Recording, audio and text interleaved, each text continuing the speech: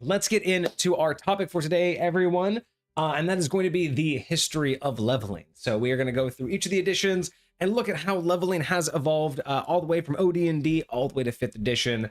We're going to point out everything from what they focused on in terms of where the leveling came from, both from internally in the game in terms of balance, in terms of how XP was handed out by the DM to the players, and how it was measured in terms of balance across the party and across the classes. We're also going to talk a little bit about the actual charts themselves and a little bit more about the math that went along with each of the editions and how you were getting from one level to the next. Because as we do, we are going to take a trip back in time all the way to OD&D. This is before it became AD&D, Advanced Dungeons and Dragons. This was just Dungeons and Dragons back when it was just barely an idea of a couple buddies turned into a public game. But originally, the character progression was actually quite slow. You had brought up right at the beginning of the stream how people are just very much, when are we going to level up? Are we leveling up yet, right? And so it is very interesting because you were talking about how it seems like everybody just seems so impatient for leveling up, and where did that come from? Well, it definitely didn't start that way, because very, very originally, leveling up was excruciatingly slow.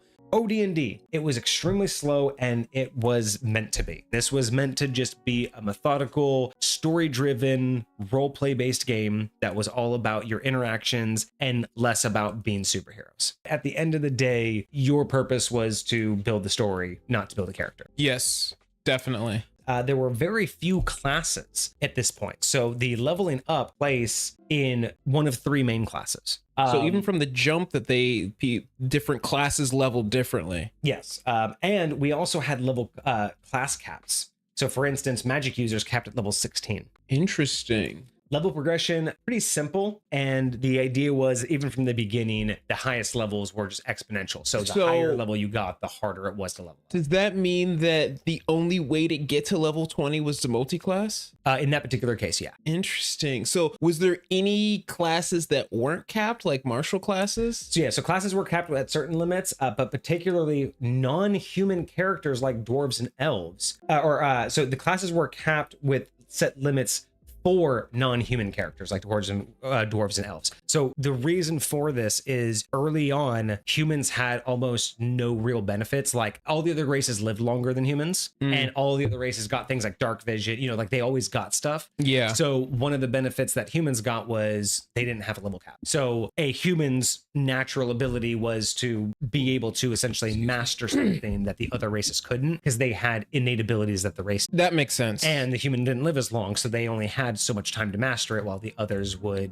just kind of hold on to it. So there was some lore-based reasons, but yeah, non-humans had certain level caps, and of course that made the highest levels actually straight a barrier, because these weren't just like, these were racial caps too. So even multi-classing wouldn't get them to like an official level 20. Interesting. That's wild.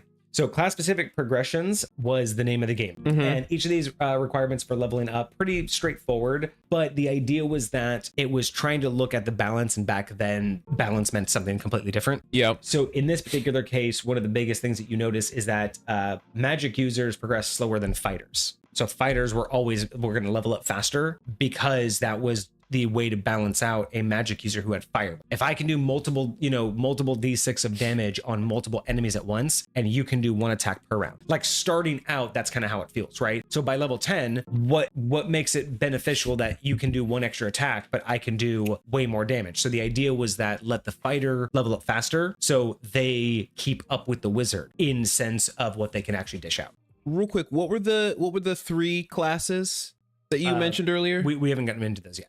Oh, yeah. So far, we've only heard about just the magic and the fighter so far. But I guess I could do that now, because the next one we're going to talk about how you get XP. So we'll talk about the XP tables. So the XP tables for OD&D were broken down into 3 types. There was the fighting man or fighter. There was the magic user or wizard. And then there was the cleric. Cleric or priest. I think technically priest was the class, and then cleric is what you were. So with that, fighter actually had titles throughout their entire progression. So there's a little bit of a weirdness with the OD&D, right? Because you have class levels, but you also have player levels. So the class levels actually maxed out sooner than the player levels. So fighters would cap out at level 9 until a later supplement in OD&D that would allow them at level 12.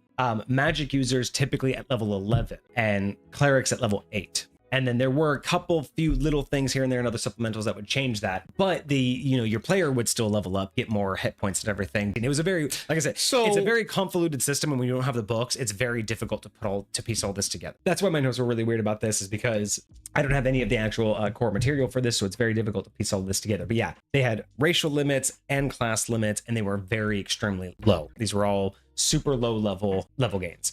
So for OD&D, to kind of give you a perspective of what leveling up looked like. So for instance, with Fighter, from first to second level was 2,000 XP. From second to third was 4,000, then 8,000, 2,000, 4,000, 8,000, 16, 32, 64, 120, 240. So basically doubled every time. Like, okay, that was how the progression for like Fighter went. Wizard was similar. So it was 25, 5,000, 10,000. But they started, so they double every time, but they started a little bit higher. Yeah. And then clerics were 15, 3,000, 6,000, 13, and so on. And they also had names too, which is kind of cool. So for instance, like Fighter started out as a veteran at level 1. Right. Level 2, you became a warrior, then a swordsman, a hero, a swashbuckler, a champion, a lord, are some of the titles that you would get throughout that. Wild.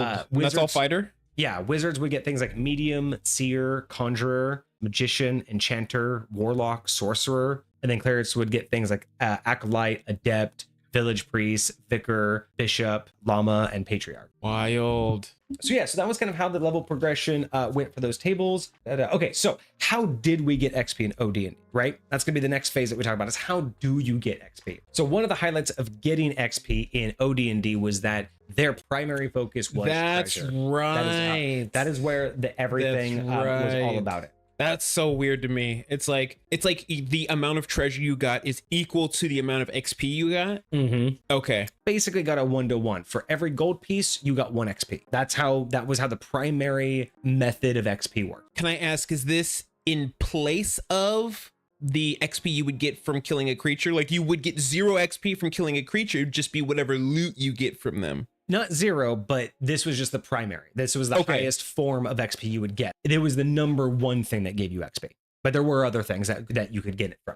Got it. Other ways that you could do it, XP was value of an item could also be a 1-to-1. What are you taking? Are you taking the item or are you taking the experience? Got you. And I feel that it's relatively balanced. I'm actually not against that idea, because it gives the players more of that autonomy of what's more important to you, developing your character or progressing your character. Yeah, I would say I'm not opposed to it either. But you did bring up monsters. So monster defeat, yes, killing monsters was a way to earn XP, but in OD&D it was trash. Like if they were guarding 100 gold, you'd be lucky to get 15 XP out of that monster. The monster would give you XP for killing it, but it was so low, it was the treasure you were after. You were able to give like role playing or story accomplishments. So this was the first like seedling of Milestone leveling up. Hey, you guys accomplished the next big phase. I'm going to give you guys an extra 500. There are always ways that you can give them small amounts, but again, it was only just to help keep their taste for pushing to the end of a new dungeon. All right, so that was how we leveled up and how we got XP in OD&D. So let's move on to first edition and see what they changed. Obviously, things got a little bit more complex. With first edition, we got a little bit more of a formalized leveling system for each of the classes. And now each class had their own unique progression table. So other than just having like the 3 base, all of the classes need to have their own leveling system. So there was more than just 3 at this point. Exactly. Got you. They all had a unique progression table that was dedicated to them, and they actually made it uneven across all of the classes. Another new approach to balancing, because each class wasn't designed to be equal to each other. They went with the idea that there was going to be a big asymmetry with all of the classes and how they were leveling up. Very interesting. So for instance, fighters and thieves level up faster than magic users. But this is also where we also get to see more class distinctive features get introduced as you level up. So with what first edition did is as they diversified the classes, they also started to give individual benefits to certain classes. So being able to access new spells for mages, thieves getting backstab, okay, fighters getting a second attack. These are all things that started to come out with these individualized leveling up tables, so you could feel like you are getting a customized level up. Before it was just you had a role to play and this is how you leveled up to show how long you've been playing. Now they're saying, now we need to show off, what does it mean? What does it mean that you leveled up? So getting class features was their first way to start to customize each of the classes. Oh yeah, so we just talked about that we had a few more XP tables. We talked about how now we're getting class-based features as you level up. So they're starting to realize that classes need to be more defined, more unique. And so as you level up through these new XP tables, you're going to get specified things as you go. This is also, first edition is also when multi-classing was finally allowed. Now, technically OD&D kind of had like the prestige classes and there was kind of a multi-classing thing, but multi-classing was now more actually allowed, and then you would actually be able to take on to another class. But in first edition, this is where they added a different complexity to multi-classing. It wasn't just adding something on. What this one was a full lifestyle change up until you became equally proficient, and then you'd be able to revert back to your old ways. So essentially what that meant was if you wanted to be a fighter and a wizard, you'd have to say level up in wizard to, let's say, level 6 or 7. And then if you wanted a multi-class in fighter, you would restart at fighter level 1, and you would basically give up using any of your wizard abilities. You wouldn't be able to have access to them until you brought fighter to the same equal level. So in that level 7 fighter. Once you've done that, then you have access to your wizard stuff again, but you would keep leveling up fighter. Gotcha. Now you're a fighter, but you would just have access to everything else. So that was the weird complexity of multi-classing, really set you back. It was a crazy times, man. Crazy times. Yeah. And then they expanded the high levels of gameplay. The more on average, you could probably make it 20. There's still no level caps, but high level gameplay tended to cap around 20. And now we get into the complex XP tables, where each of them are, non-linear XP tables, whereas the other ones were exact doubles of each other. These were less linear. It's not like, a level 10 and a level 2, but on the earlier levels, it's more apparent because everyone can level up slightly faster. Mm-hmm. But it's just one of those things where it won't be uncommon that in late game, you have a level 8, a level 7, and a level 10 on the team. This is also where they added in the changes to the high level gameplay. So beforehand, high level gameplay capped out around level 10 and it was just more intense.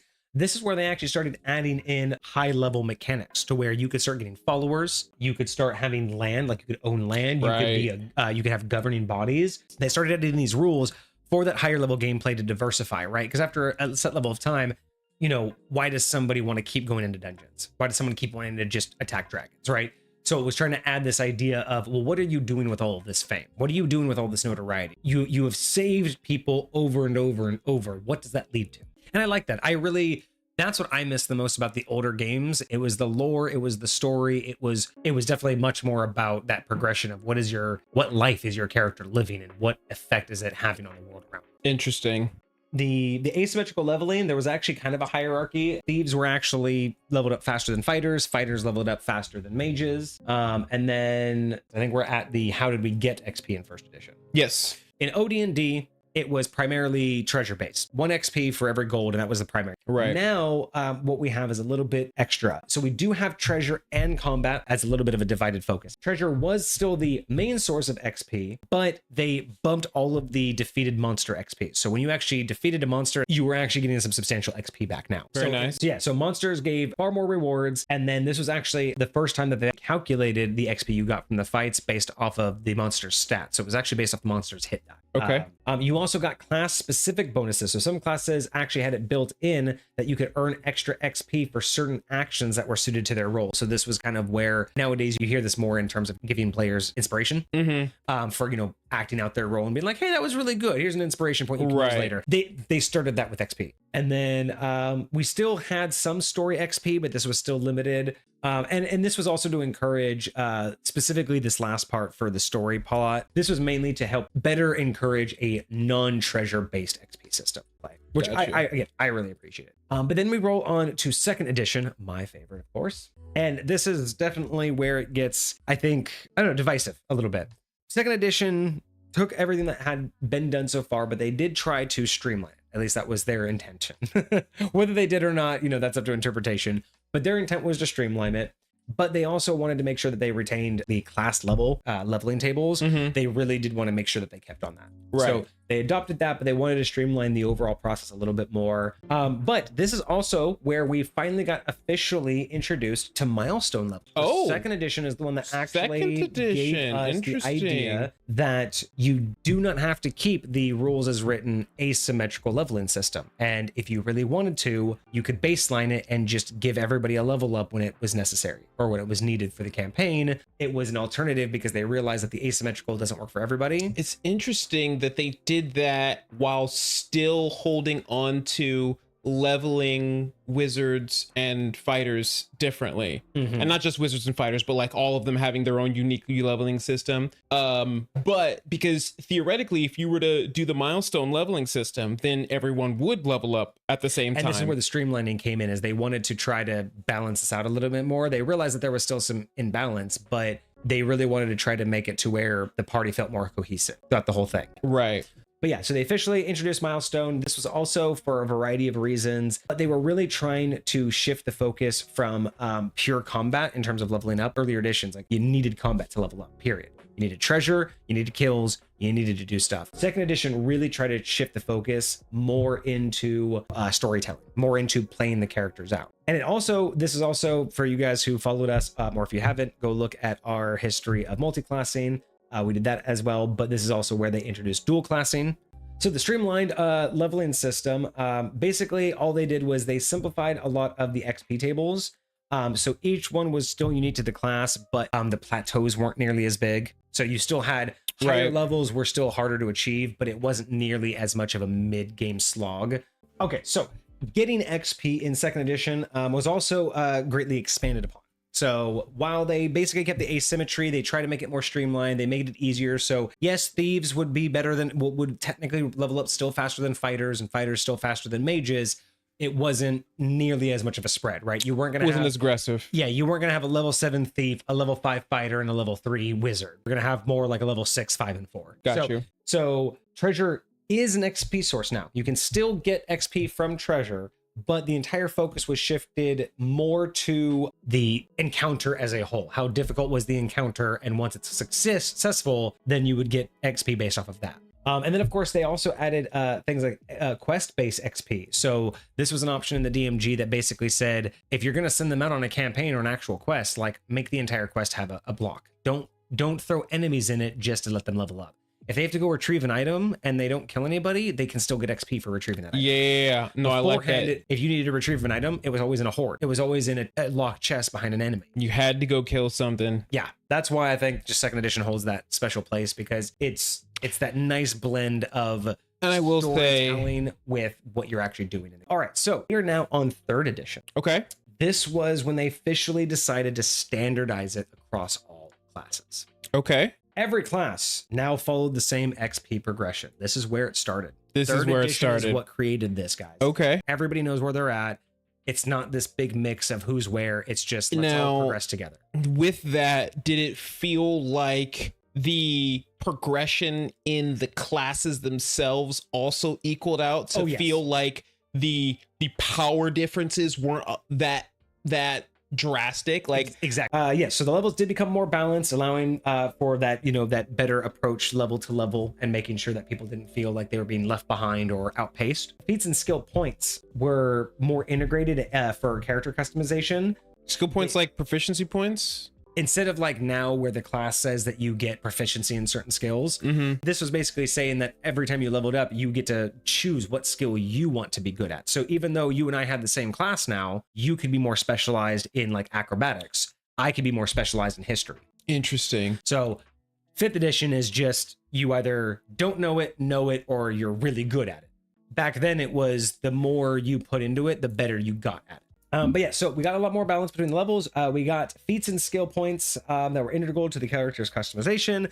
We got multi-classing rules that improved and clarified things a little bit, allowed for more flexibility with the multi-classing, and prestige classes were also introduced to specialize for the higher levels as well. We don't know anything about that. Go check our history of prestige classes. Yes. And the history of multi-classing if you want to know anything about that. The unified XP table. So all classes used one standard XP table. Everybody leveled up the same. It was predictable, it was consistent. Unless you were really big on party XP versus individual XP, pretty much everybody was within one level of each other at all times. And at this point, again, it's really now just a point of, do you as a DM want to decide when that happens, or do you want their actions to decide when it happens? And that's either dole out XP or milestone. Yeah.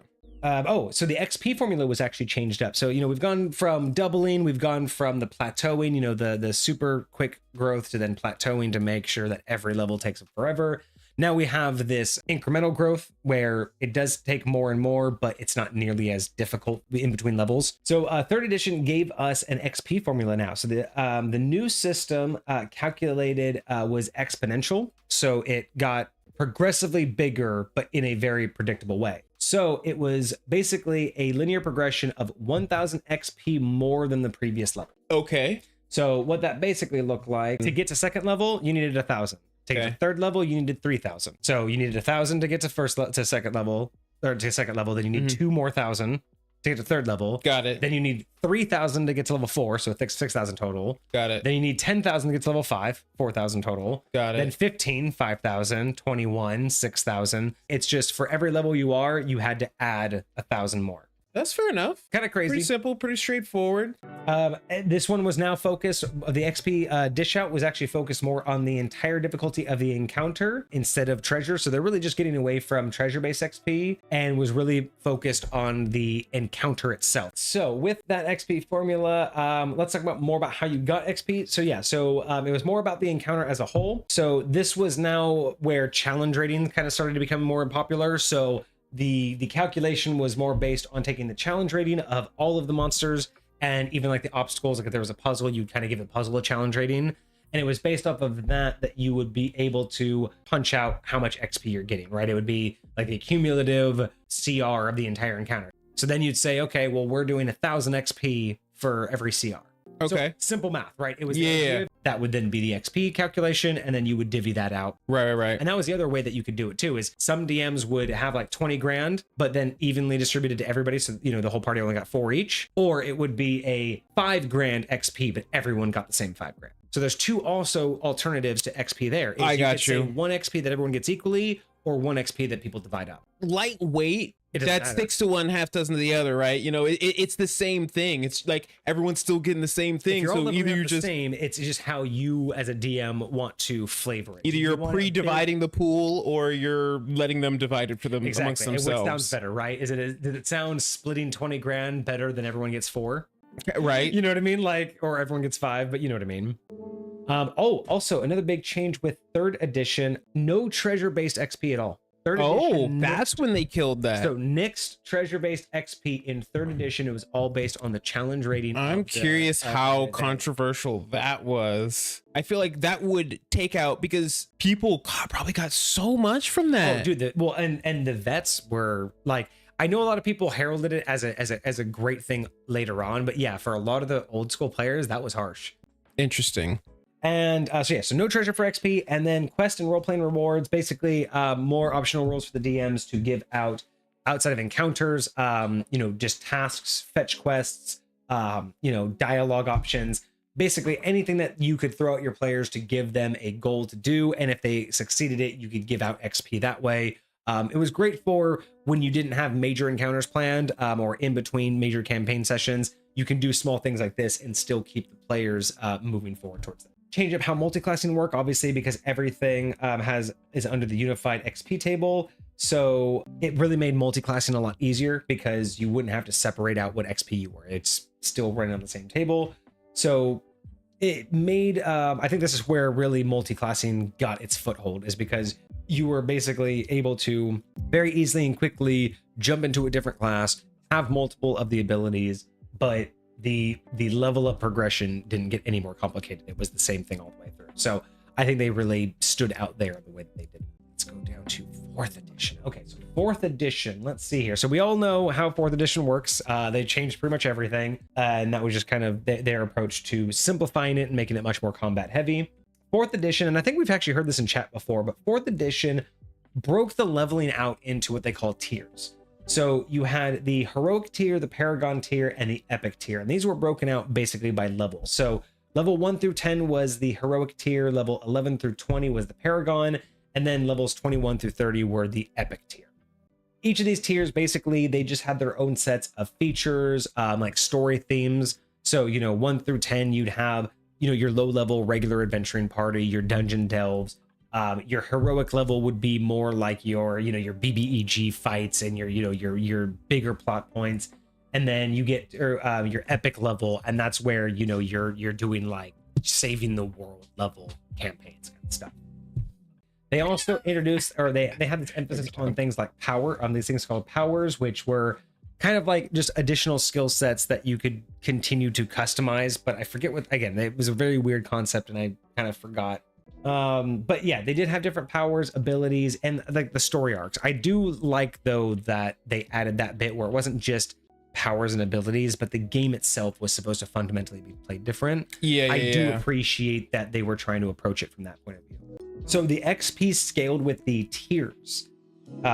In terms of the heroic, the paragon, and the epic, each tier had its own difference in level. So as you got up, the amount of XP you would need for each level would increase with each tier. So this went back to the encounter-based XP system. So they really focused more because the whole 4th edition was all about really just fights and encounters. So obviously that's where the leveling came from. It had really less to do with what your actions were and more to do with what you were fighting and did you win. And the downside to this, one of the biggest downsides for players at least, is that meant for them that all of their progression was solely locked in the encounters that they were given. So if your DM was just giving you minion battle after minion battle, there's nothing you could do to benefit yourself. Like other editions, you could do stuff to kind of get a little extra XP here and there. Like this wasn't designed to be clever. This was just designed to do the work. You were really beholden on your DM on when and where you were going to level up. And basically they got to decide how slow that process was, simply based on how they designed it. So with 4th edition, I was able to get I wasn't able to get the map, but I was able to figure out, or at least get some info, that the formula for their growth was that if you think of like the heroic tier usually had hundreds of XP per level, then the paragon tier would have thousands. Then the epic tier would have like tens of thousands of XP needed. So interesting. But it was still all calculated based on how difficult the DM thought they had made the puzzle for you, and then just kind of set the XP to, it was basically a pass fail. There was no treasure XP, so they kept that from 3rd edition. Treasure just had no business giving you XP, and there was a much bigger emphasis on group achievements. So this is one of those things where DMs were encouraged to create situations where all party members had to participate, or it was better that all party members participated in order to solve it. So there might be a task that needs to be done, and instead of it just being, oh, the rogue's going to pick the lock, or the barbarian's going to, lift the beam and everyone crawls under. It's more of a, hey, you have to lift the beam while this person also shoves this thing and holds it open while this other person does the crawling. So, and then you'd all have different skill checks. Yes, so skill check challenges. I've heard of this. I've actually been a part of a couple where sometimes the DM tries to articulate it, but other times the DM's like, hey, find me a skill that you're proficient in and articulate to me how you're helping to solve this situation, type deal. And then roll your check to see how well you do on it, type deal. They wanted to emphasize making those kind of encounters group efforts, and by having all the party members have a piece into it, it justified giving all the party members equal XP. So 4th edition just tried to make sure that it wasn't one person doing all the work and everyone got to benefit, but it also didn't want one person doing all the work and only one person benefiting from it. So it kind of encouraged people the entire party to be part of every solution. And then, of course, we get to our grand old 5th edition. All right, so we can recap this pretty quickly for y'all because I think everyone's pretty well versed on 5th edition, but obviously they wanted to return to a simpler, more flexible leveling system, get away from what 4th edition did and kind of go back to what 3rd edition did. They also wanted to make it much more easy and adaptable for new players. So they're basically offered up the XP or milestone, though there definitely is much more of an emphasis and encouragement on milestones nowadays than individual XP, but 5th edition still offered the individual XP. I'm not gonna lie, I use milestone just because I'm lazy and I want to figure out XP for everybody. So we still got the XP or the milestone, based on the story, and milestone became, the more popular option basically because DMs got to control the story and the progression. Not necessarily for better or for worse, just that's different. What we've gotten to. Class features and abilities were now much more predictable in terms of the progression. That's what we talked about, like subclasses and all of that. It's pretty much, this is what we've talked about. We're not necessarily a huge fan of it, but this is exactly why subclasses get made the exact same way. It's templated. This is what it is, and this is what they want it to be. They don't want to go back to the craziness. They want this to just be consistent, and they want everybody to be able to pick it up and see the same thing from one game to the next. So I get that. I can't really fault them for it, but not really my choice. Sure. Levels 1 through 20. So we went back down to just 20 cap. It's kind of where we stick to it. That's also where they decided to start focusing more on like capstone abilities, like actually putting some highlights at the end of a character's level up to really show off like you've made it. So that's where we get some of those capstone abilities. And the gameplay definitely, shifts focus, from 1 to 10, you're getting a lot more of that easy streamlined gameplay. And then so the higher levels was, definitely, the power gaming is what they would call it, right? Like, yeah. Up there, you're power gaming at that point. 100%. Oh, and they changed up the multi-classing rules as well. So we kind of talked about how multi-classing has gone from a mix of focusing on different abilities to blending them all together. And now 5th edition has really made it to where the only real challenges are like making sure you have the right ability scores. But, and that's mainly just to prevent overpowered builds. Like that's really what the ability scores are there for. But it's so much easier now to really mix and match your subclasses in your. So before it was you had to focus on one thing or the other. Right. Now it's much more of it's a lot easier to decide how you're going to multi-class now. And that goes back to what you were saying earlier, how it's a little bit easier for you to build your character from the top down, whereas before it wasn't, because what you're going to look like at that level. Yeah. And they went back to what 3rd edition did in terms of, the unified XP table, everyone levels up together, but they changed out their calculation to where they intentionally made it to where the first 10 levels feel fast. And then as soon as you hit level 10, it just immediately progressively starts to get slower.